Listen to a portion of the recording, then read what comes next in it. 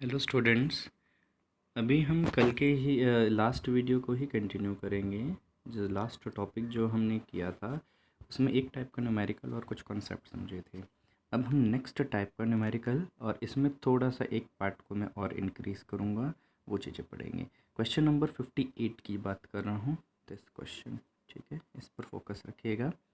क्या चीज़ इसमें समझ में आ रही है क्या नहीं वो देखेंगे। देखो क्या बोला गया। अब आपको ग्राफ दिया है स्पीड टाइम, ठीक है, of ascending passenger lift is given. आपको ये चलो आपको ये सब चीज़ें ना सोचो, क्या दिया हुआ है, स्पीड टाइम ग्राफ दिया हुआ है। एक्चुअल कंडीशन ये है दी हुई है, वो दी है किसी एक लिफ्ट की दी है। मैं थोड़ा सा समझाता हूँ। जैसे कोई एक लिफ्ट जो है शुरू हुई, तो शुरू में उसकी स्टार्टिंग में स्पीड होती है 0। फिर वो क्या है, थोड़ी सी स्पीड गेन करती है, और कुछ समय के बाद कांस्टेंट स्पीड से मूव करने लग जाती है। मान लो आप क्या है कि 0 ग्राउंड फ्लोर से 12th या 14th फ्लोर तक जा रहे हो, तो ये चीज़ें थोड़ी सी हल्की सी ऑब्जर्व हो भी जाएंगी। फिर जब उसे रुकना होगा तो उस समय वो धीरे धीरे करके अपनी स्पीड को रिड्यूस करेगी। तो वो चीज़ें यहाँ ग्राफ में दी हुई हैं। जैसे देखो ये स्पीड है, ये टाइम है। जब जैसे लिफ्ट स्टार्ट हुई 0 स्पीड, और फिर कुछ देर के लिए स्पीड इंक्रीज़ होती हुई एक पॉइंट तक पहुंची। फिर उसके बाद स्पीड जो है कुछ सेकंड्स के बाद, जैसे इस क्वेश्चन में 2 सेकंड के बाद स्पीड कांस्टेंट हो गई। अब मान लो आप जैसे 12th फ्लोर पे पहुंचना था आपको, और ये 12th फ्लोर के नज़दीक आई, तो अपनी स्पीड को रिड्यूस करेगी क्योंकि रुकना भी तो है। तो ये क्या हो रही है, स्पीड रिड्यूस हो रही है, और ये वापस से 12 सेकंड पर क्या है, रुक जाएगी, क्योंकि 12 सेकंड पे देखें तो स्पीड की वैल्यू 0 आ रही है। ऐसा कुछ है ये। ठीक है। नाउ आपसे जो क्वेश्चन में पूछा है, what is acceleration of the lift. ठीक है, तो हम फर्स्ट पार्ट देखते हैं। इसमें बोल रहा है एक्सीलरेशन ऑफ लिफ्ट। बेटा आप जब तक क्वेश्चन देख लीजिए, मैं थोड़ा सा क्वेश्चन को यहाँ पर ड्रॉ कर लूँ। आप लोग क्वेश्चन को पढ़िए जब तक। ठीक है, मैं उसके इम्पॉर्टेंट डेटास को नोट कर लेता हूँ। यहाँ दिया हुआ है आपको स्पीड मीटर पर सेकेंड्स के अंदर, और यहाँ पे आपको दे रखा है टाइम सेकेंड्स के अंदर। और जो इम्पोर्टेंट चीज़ें हैं, एक्सट्रीम्स वैल्यूज़ हैं, उन्हीं को नोट करने वाला हूँ मैं। आपको तो पूरा ग्राफ मिलेगा। ओके, सो फाइनली यहाँ पे 12 सेकेंड्स हुई। इस पर्टिकुलर पोजीशन पे ग्राफ में जो इन्फॉर्मेशन दे रखी है वो 10 दे रखी है। इस पर्टिकुलर पोजीशन की इंफॉर्मेशन दे रखी है 2। ये वाला जो पॉइंट है ओहो 4.6 दिया हुआ है। रिमेनिंग और कोई इन्फॉर्मेशन की हमें ज़रूरत नहीं है। सो चलो करते हैं सबसे शुरुआत इसकी। ठीक है, क्वेश्चन के अंदर पूछा गया है during first 2 seconds what is acceleration of lift. Acceleration of lift in first 2 second, शुरुआत की 2 सेकेंड्स के अंदर लिफ्ट के अंदर क्या एक्सेलरेशन होगा। अगेन बात मैंने क्या कहा था, टाइम एक्सेस को तो थोड़ी देर के लिए क्या करा करो, भूल जाया करो और देखा करो। और क्या दिया है, दिया है वेलोसिटी। पूछ क्या रहा है, एक्सेलरेशन। ठीक है, दिया हुआ है वेलोसिटी, पूछ रहा है एक्सेलरेशन। तो वेलोसिटी से एक्सेलरेशन आप जा रहे हो। ठीक है, अपना वो चाहे तो पूरा सीक्वेंस लिख लिया करो। कौन सा, पोजीशन, वेलोसिटी, एक्सेलरेशन, और अपने वाले जो दिया हुआ है उनको मार्क कर लीजिए। अब आप देखो, आपको वेलोसिटी से एक्सेलरेशन पूछ रहा है, आप किस डायरेक्शन में जा रहे हो, फॉरवर्ड डायरेक्शन में। तो आपको अरे दिखा नहीं, चलो यहाँ दोबारा से देखो। हमने क्या किया, हमारा वो जो सीक्वेंस था वो पूरा का पूरा लिख लिया। एक्स का मतलब डिस्प्लेसमेंट है, आप चाहे तो यहाँ डी लिख सकते हो, जो आपको कंफर्टेबल लगे। तो आपने पूरा सीक्वेंस लिख लिया, एरो मत लगाना। ठीक है, अब आपसे पूछा क्या है, उन दो पे टिक कर लिया। वेलोसिटी से एक्सेलरेशन, तो एरो फॉरवर्ड डायरेक्शन में जा रही है, मतलब क्या निकालो, ग्राफ का स्लोप निकाल लो। ठीक है, मतलब एक्सेलरेशन किससे आएगा, स्लोप से। अब अगर हमने ऐसे सीक्वेंस लिखा होता, इसी क्वेश्चन में करवाऊँगा, और आपसे ना क्या रिवर्स ऑर्डर में पूछता, ऐसा पूछता, तो आप क्या निकालते, ग्राफ का और टाइम एक्सिस के बीच का एरिया निकाल देते। करवाऊँगा मैं, इसमें क्वेश्चन में नहीं दिया लेकिन मैं ये चीज़ ऐड करवाऊँगा। तो आपसे शुरुआत की 2 सेकेंड, शुरुआत की मतलब 0 से 2 सेकेंड, इस सेकेंड में क्या पूछा है, एक्सेलरेशन। तो बेसिक सी बात है, मैं एक बार नाम दे देता हूँ इसको, ए बी फाइनली सी। 0 से 2 सेकेंड, तो ग्राफ तो ये है, ठीक है। मतलब 0 और 2, ये बेस को इन्होंने बेस की लेंथ को फिक्स कर दिया है, जो टाइम एक्सिस को यहीं तक लेना है, इससे आगे नहीं जाना। तो देखिए ग्राफ जो है 0 से तो जुड़ा हुआ है, मतलब अब हमें ए को टाइम से जोड़ना है, वो भी इन्होंने वैसे डॉटेड करके दिया हुआ है, जोड़ दिया। और एक्चुअल में ये यहाँ पर परपेंडिकुलर ही होगा, क्योंकि इसकी जो एक्स पर वैल्यू दी जाएगी वो परपेंडिकुलर ही वैल्यू होती है। तो ये हो गया आपका परपेंडिकुलर। तो आप अगर ये थीटा की वैल्यू निकालोगे, जिसे हम कहेंगे टेन थीटा, जो कि होगा हमारा slope, it is equal to perpendicular upon base. Perpendicular क्या है, ये वाली लेंथ। तो परपेंडिकुलर क्या है, एक तरह की हाइट होती है, तो वाई एक्सिस पे मिलती है। तो ये हाइट की वैल्यू वाई एक्सिस पे देखा, मतलब 2 सेकंड के समय पे कहाँ पे था, मतलब 2 सेकंड पर पर्सन कहाँ था, 4.6 पर। और जब 0 थे सेकंड, जब वो 0 पर ही था, ठीक है। तो हमें बस इतना देखना है कि इस समय ये जो हाइट है ये कितने के बराबर है, वाई एक्सिस पर आए तो 4.6 और 0 के बीच जो है, मतलब ए पर पोजीशन थी 4.6 और ओ पे पोजीशन थी 0, तो इसकी हाइट कितनी है, 4.6 माइनस 0, ठीक है। अब हमें ये बेस निकालना है। बेस क्या है, 0 पे ओरिजिन पे तो 0 सेकेंड्स थी, और जब ये पॉइंट ए पे था उस समय 2 सेकेंड्स, तो टोटल कितना टाइम लगा उसे ओ से ए पे जाने में, 2 सेकेंड्स का। तो डिवाइड कर दीजिए 2 माइनस 0, ये है सेकेंड्स, और यहाँ पर इस बार जो यूनिट है वो है metre per second.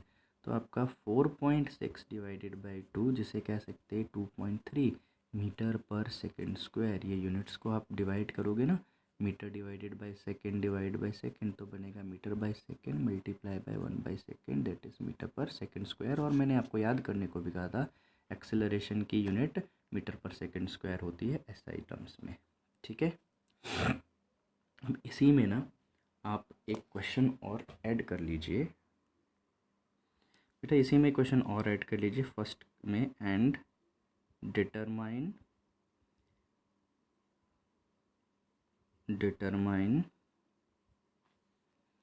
Distance traveled in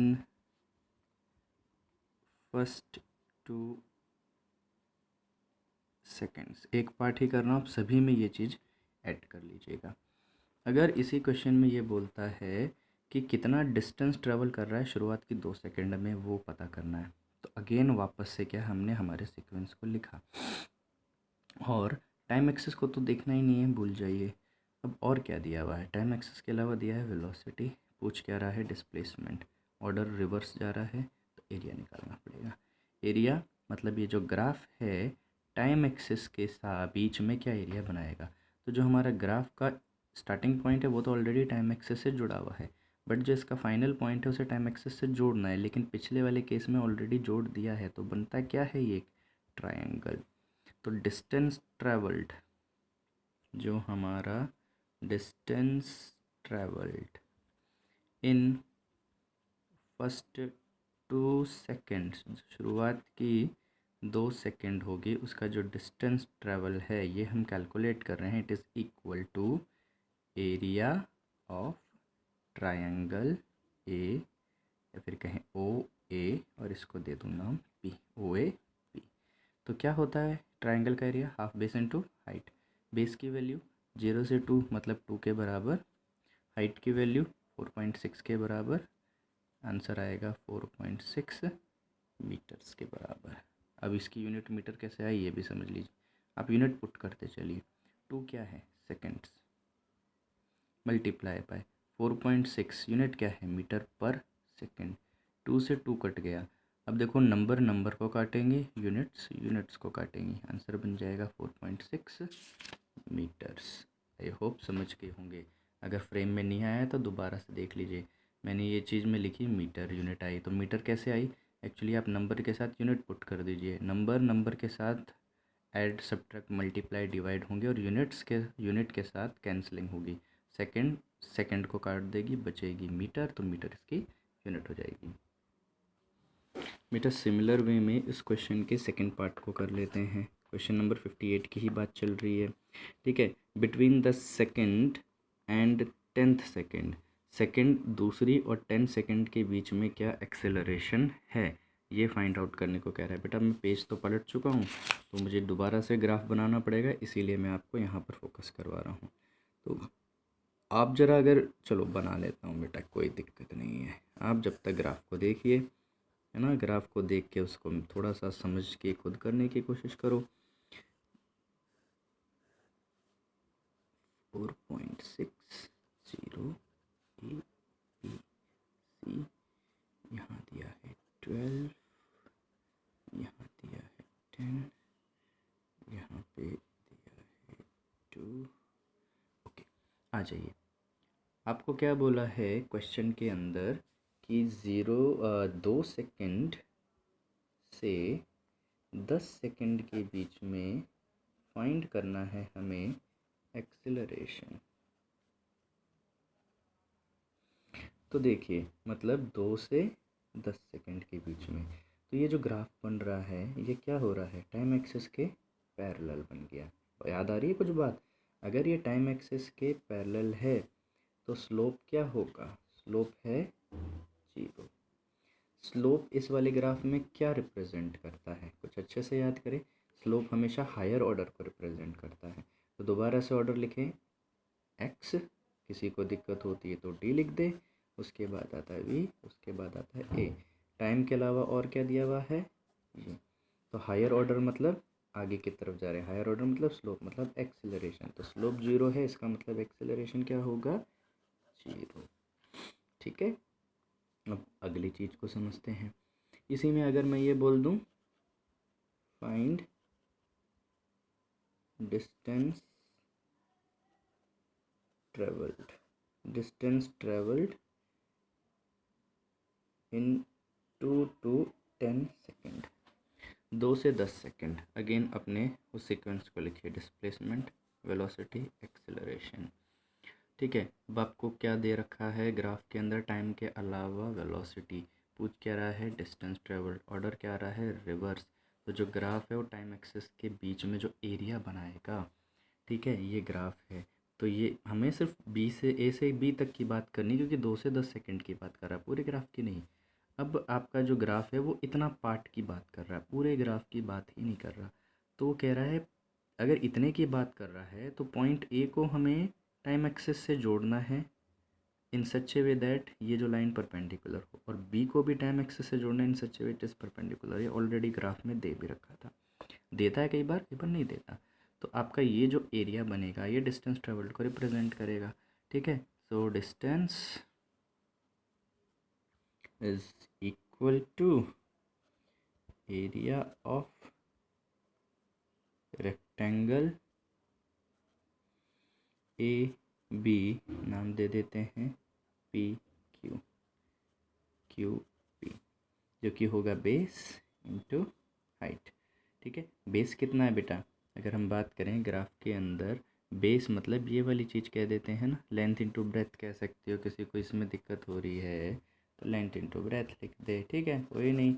length क्या है, 2 से लेके 10 तक की कितनी लेंथ होगी, लेंथ है तो इस फिगर के हिसाब से देखो, सेकंड वेकेंड को जरूरत थोड़ी देर के लिए भूल जाएगी। 2 से लेके 10 के बीच में कितनी लेंथ होगी, ठीक है, ये वाली पोजीशन 2 है, ये वाली पोजीशन पे 10 है, तो 10 माइनस 2 8 हो गई, मल्टीप्लाई बाय ब्रेथ। अब ब्रेथ कितनी है, ये वाली चीज़ आपकी ब्रेथ के बराबर है। ब्रेथ कितनी है, ये क्योंकि हाइट वाली टर्म है तो वाई एक्सिस में मिलेगी 4.6 से 0, दैट इज़ 4.6 माइनस 0। मैं पूरा का पूरा लिख रहा हूँ। तो 8 multiply by 4.6, just multiply it, इसे मल्टीप्लाई कर दीजिए। ठीक है, 8 6 ज़ा 48 का 4, ठीक है, 8 4 ज़ा 32, 32 एंड 4 36, दिस मच मीटर्स। ठीक है, सिमिलर वे में नेक्स्ट पार्ट आप कंप्लीट कर सकते हो। अब इसमें एक क्वेश्चन और ज़रा हम लोग देख लेते हैं। ये 3 ग्राफ दे रखे हैं, क्वेश्चन नंबर 61, रिमेनिंग आप लोग को खुद करना है। क्वेश्चन नंबर 61, 3 ग्राफ दे रखे हैं, इनसे क्या चीज़ समझ में आती है। ठीक है, मैंने स्लोप के बारे में आपको एक चीज़ समझाई है, एक बार हल्का सा दोबारा से समझ लो। ये कोई एक ग्राफ है और ये कोई एक स्लोप है। ठीक है, अब अगर ये जो भी ग्राफ है डिस्प्लेसमेंट और टाइम का ग्राफ है, अब ये जो मेरा ग्राफ है इसका स्लोप निकालना है, तो क्या करता था, इस ग्राफ के स्टार्टिंग पॉइंट से टाइम एक्सिस के पैरेलल एक लाइन ड्रॉ कर देता था। ठीक है, एक्चुअली स्लोप में ना एक ये देखा जाता है, स्लोप कभी भी मेजर करना हो तो जो हमारी रेफरेंस एक्सिस है, जो कि यहाँ पे टाइम एक्सिस है, उससे ग्राफ की तरफ आप मूव करो एंगल मेजर करने के लिए। तो रेफरेंस एक्सिस है टाइम एक्सिस, जिसके पैरेलल मैंने वाली लाइन ड्रॉ करी, तो ये टाइम एक्सिस हो गई। अब इससे मैंने ग्राफ की तरफ मूवमेंट किया, तो मैं मूव कैसी डायरेक्शन में कर रहा हूँ, ये कैसा मूवमेंट है, क्लॉक और anti clock, it is anti clock wise. तो स्लोप को क्या लिया जाएगा, slope will be taken positive. और अगर इसी में ग्राफ कुछ ऐसा होता, ठीक है, और मैं इसको इसके साथ कनेक्ट करूं, हमारे मतलब ये जो हमारी रेफरेंस लाइन है इसको इसके साथ कनेक्ट करूं, मैंने जोड़ दिया। ठीक है, हमेशा एंगल जो है वो मूवमेंट के लिए हम चेक करेंगे, तो करेंगे कहाँ से, एक्यूट एंगल को। बेटा इस तरफ तो क्या बन रहा है, ऑब्ट्यूज, तो इसको थोड़ा और पीछे आउट कर लीजिए। ये वाला क्या हो गया हमारे ग्राफ के लिए एक्यूट एंगल। अब एक्यूट एंगल मेजर करने के लिए हमारी ये वाली पैरेलल है टाइम के, तो रेफरेंस एक्सिस थी टाइम, तो टाइम वाली एक्सिस से ग्राफ की तरफ जा रहे हैं, तो यहाँ जा रहे हैं कैसा, क्लॉकवाइज। अगर क्लॉकवाइज हो, अगर हमारा क्लॉकवाइज मूवमेंट हो, मूवमेंट का मतलब जो टाइम एक्सिस है उससे ग्राफ की तरफ आप अगर एंगल मेजर करने जाते हो, तो अगर हमारा मूवमेंट क्लॉकवाइज हो रहा है तो स्लोप क्या होगा, स्लोप विल बी नेगेटिव। ठीक है, इस एक कॉन्सेप्ट से हम बहुत सारी चीज़ें समझ पाएंगे। अब अगले क्वेश्चन में इसकी ज़रूरत भी है, ज़रा समझते हैं जल्दी से। ठीक है, लास्ट क्वेश्चन है, इसके अलावा सारी वर्कशीट आप खुद करोगे। ज़रा देखिएगा, 3 time speed graphs are given. अब ज़रा मैं पीछे क्वेश्चन में क्या पूछा उसके बारे में पहले आपको ग्राफ पढ़ना सिखाता हूँ। देखिए इधर पे आपके 3 लाइन से मिलकर एक ग्राफ बन रहा है, ये ऐसा, ये ऐसा और ये ऐसा।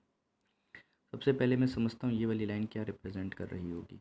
तो इसका ये वाले पॉइंट से स्लोप बहुत सारी इन्फॉर्मेशन दे देगा, है ना, कि स्पीड बढ़ रही है, डिक्रीज़ कर रही है।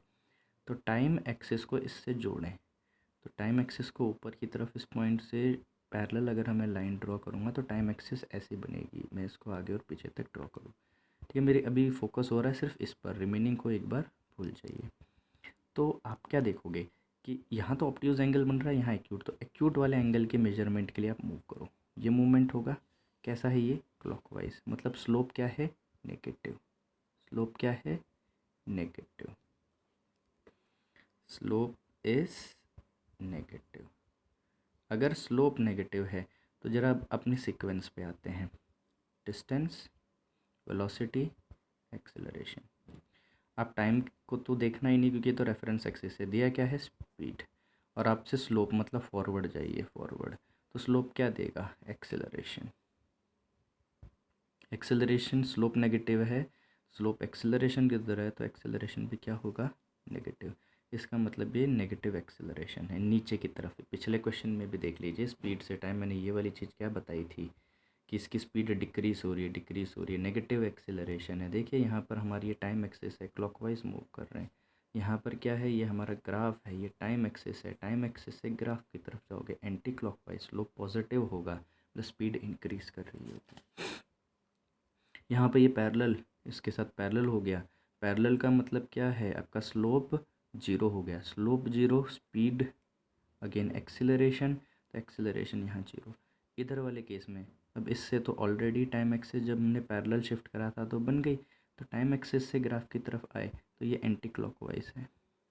ठीक है, एंटी क्लॉकवाइज है, इसका मतलब क्या हुआ, ये यहाँ पर आपका स्लोप पॉजिटिव, स्लोप पॉजिटिव मतलब एक्सेलरेशन क्या होगी, पॉजिटिव, क्योंकि इस क्वेश्चन में स्लोप एक्सेलरेशन को शो करेगा। सेकंड ग्राफ को समझते हैं, ये किसी एक ऐसी चीज़ का ग्राफ है जिसका स्लोप, स्टार्टिंग में स्लोप समझना है, ये टाइम है, इतने इसको ग्राफ को जितने टुकड़ों में तोड़ लें, एक ये और एक ये, यहाँ से यहाँ जा रहे हैं एक्यूट एंगल मेजर करने, तो आपका मूवमेंट कैसा है, एंटी क्लॉकवाइज, तो स्लोप पॉजिटिव, स्पीड से स्लोप मतलब फॉरवर्ड डायरेक्शन में एक्सेलरेशन पॉजिटिव। और यहाँ पर अगर हम देखें टाइम एक्सिस से यहाँ मेजर कर रहे हैं तो एंटी क्लॉकवाइज, एंटी क्लॉकवाइज मतलब स्लोप क्या हो गया, नेगेटिव। नेगेटिव है तो एक्सेलरेशन नेगेटिव, मतलब इसमें किसी ऑब्जेक्ट की स्पीड बढ़ रही होगी और यहाँ पर स्पीड घट रही होगी। बढ़ने का मतलब क्या चीज़ है, कोई ऐसा चीज़ हो रही होगी जिसमें स्टार्टिंग में स्पीड बढ़ रही है बाद में घट रही है।